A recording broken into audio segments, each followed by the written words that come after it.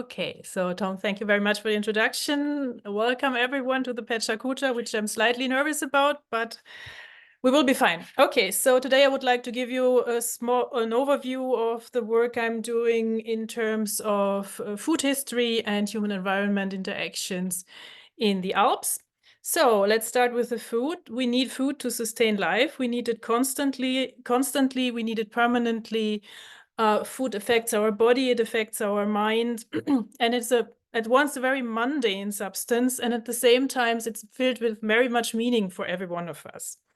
And archaeological research has focused for a very long time, of course, on past foodways, but at present, a new layer of complexity is emerging. There is a new understanding of the complexity and sophistication of prehistoric food production, meal preparation, and consumption practices. For example, research on the Eastern Alpine mining districts has demonstrated that very complex provisioning patterns in terms of food existed.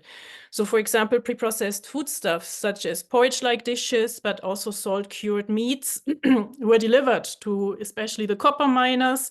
And in addition, what is also very fascinating is that at the salt mines of Hallstatt and Dürnberg, we see large-scale meat curing operations running alongside the salt production.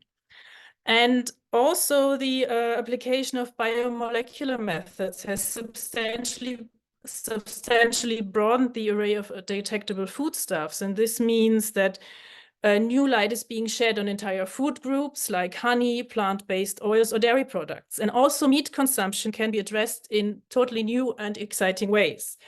And the study of human paleofeces represents one of the most promising research fields for in-depth insights into ancient human diet and health. Paleofeces provide information on actually ingested foodstuffs in high temporal resolution. You can see what was actually consumed together, and you can look into health aspects such as the human gut microbiome. And salt-preserved human feces are especially insightful, and microscopic on molecular analysis on a small sample from the Hallstatt salt mines did demonstrate substantial sophistication of diet and also variation in diet. And we also gained intriguing insights into cooking practices. And one thing that was especially fascinating is the evidence for consumption of blue cheese. Not only does this represent the oldest direct evidence of cheese affinage, or the shaping of taste, but it also demonstrates shared culinary patterns from the Mediterranean, the Near East, up to the areas of Europe north of the Alps. And basically what recent research has been showing is that we have underestimated the importance of complex processed foodstuffs in prehistory. Meaning especially the role of fermented foods, but also complex foodstuffs like salt-cured meat and the trade of these foodstuffs. And I think in future, in the next years, we will see much more data coming up in this area. And to conclude the food part, I've been recently become very interested in the communal dimension of food preparation. So, for example, in Central Asia, the traditional flatbread production not only requires that several people of the household participate, but it requires that women of a special standing from different communities, from different villages come together to produce this flatbread. And I think these might be networks that we should be looking into for prehistory as well. I think that would be quite an exciting avenue to pursue. But let's leave the food and move to the Alps and human environment relations. So mountainous areas are highly dynamic systems. They are full of resources, they represent communication corridors, and they have a very fragile ecosystems.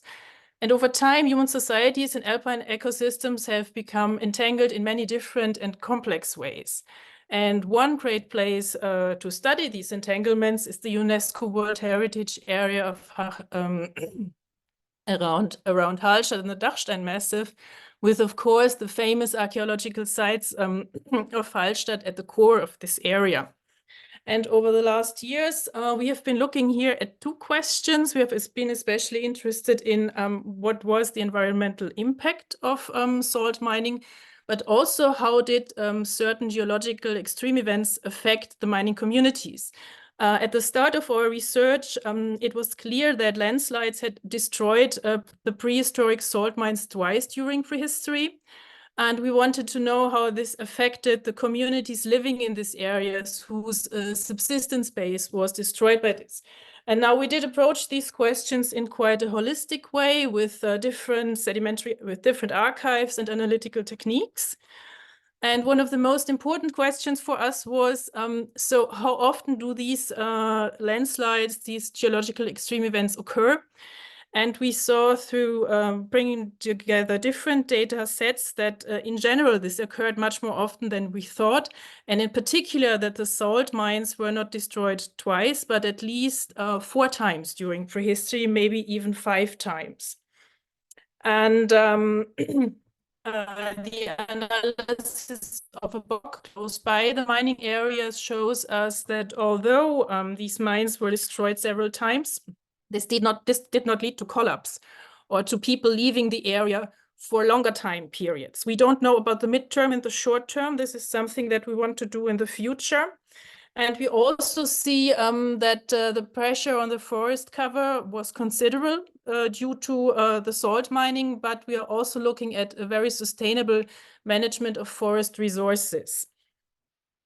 The other thing that we've been interested in the area is the karstic plateau of the Dachstein, where we also want to look into the development of the human-environment relations. We have on the plateau has been used already in Bronze Age for pasturing activities, as space for ritual activities, and also as communication and mobility corridor. And to be able to address this in depth with really new methods, we have chosen one microregion, the Grafenberg Alm area, where we have a very good data situation. So we can bring together lake sediments, bogs, and archaeological features to look at the question, how did humans shape this landscape, and how did climatic changes affect human land use in this area? So this is at present ongoing work. And to conclude our outlook, what do we want to do in the future, or what are we preparing at the moment? So we just submitted a project proposal where Tom also is involved on the paleothesis, so that we can look at a large sample to investigate food patterns. We want to increase, apologies for that, the chronological resolution of our environmental record through the investigation of lake sediments. And on the Dachstein, we're going to look into caves, because we have new data coming in that human activity is also centered on caves in this area. And we're developing approaches to investigate high alpine archaeology through modern geoarchaeological approaches. And with that, I thank you for your attention, and thank everybody, the team, and all of the people and institutions that have supported this, this research activity.